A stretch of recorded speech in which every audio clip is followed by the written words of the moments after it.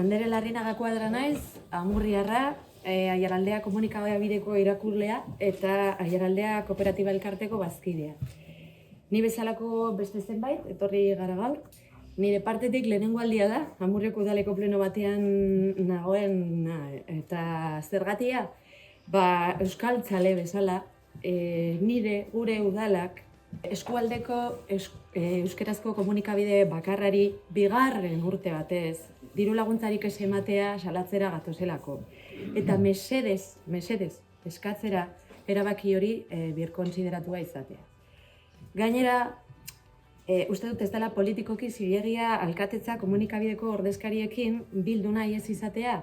Ebidentziak ditugu, Aiaraldearen partetik saiakera anitz existitu direla, elkarrizketa bat izateko eta Amurrioko udalaren baldintzetara egokitzeko prestatzuna ere bazegoela komunikabidearen partetik.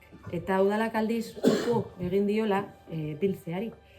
Eta horrez gain, baita ere ez dio erantzun ere egin 1700 eragile eta norbanako baino gehiagok Amurrioko 500 tarte lehengo ekainaren 21 egineko eskaerari. Beraz, dialogo eta akordiorako bideak birreraikiak izatea eskatzera gatoz. Ez baitauka, ez hanka, ez buru. Amurrioko udalak euskaltzalea izanik, euskarazko komunikabide bati eta are gehiago eskualdean dagoen bakarrari diru laguntzarik ez ematea.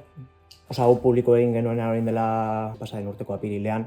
Udaletik oso azkar erantzun zen eta bazegoen nolabait argudio izar bat zela Aiaraldea enpresa pribatua delarena. Horrekin ohar bat plazatu zuen udalak.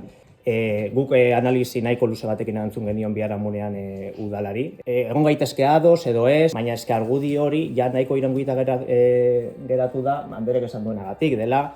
2024ko ekainaren 21ean egin zela hemen Justo Plaza agerraldi oso jendetsua, zeinetan 1700 herritarta eragileren atxikimenduak aurkeztu egin ziren, tartean Amurrioko 500 eragile eta norbanakorenak. Bilera eskatzen dizuetenak, herritar guztiei direla eta horiei ematen ari zaretela bizkarra. Orduan, hor bakoitzak ikusiko du, bai. Eta gero guk, hori, eskatu genuen beste bilera bat ere irailean, eta gero azaroan, okerez banago, proposamen bat helarazi genizuen, akordio baterako proposamen bat, ofizialki ere tramitatu genuena, hainbat proposamenekin.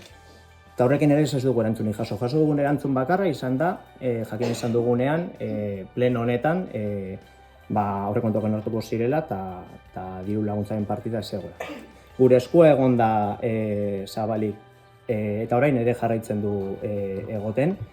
Uste dugu eskari hor egoten jarraitzen duela eta zuek ardura hori hartu egin behar duzuela eta horretarako eskari egiten dizuegu. Komunikabidea esan bezala, 15 urte betetzera doa aurten, aurkeztu zen precisamente hemen udaletzaren aurrean dagoen Juan Urrutia plazan, eta hor egoten jarraituko dugu, zuek nahi edo zuek nahi ez. Bai, aipatutako analizia eta baita atxikimendu guztiak, hemengo herritar guztienak, eta zuen esku horrekin, nahi duzuen bezala lantzea. Bai, eskerrik asko. ¿Alguien más quiere decir alguna